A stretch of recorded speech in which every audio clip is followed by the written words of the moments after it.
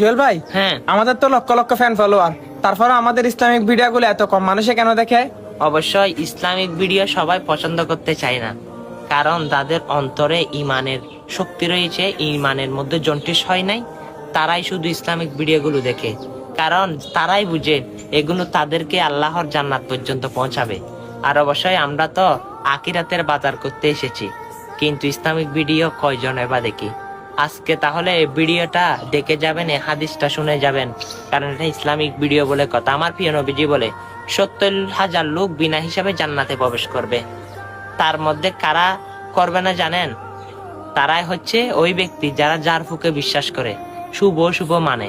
অবশ্যই আপনি হাদিসটা শুনেছেন, আপনি যদি 70,000 লোক বিনা হিসাবে জান্নাতে থাকবে তার দলের মধ্যে থাকেন, তাহলে হাদিসটা সকল মুসলমানকে জানিয়ে দিবেন, তারা যেন এগুলো থেকে বঞ্চিত থাকে। আর ভিডিওটা শেয়ার করে সকল মানুষকে সতর্ক করে দিবে। আমিন।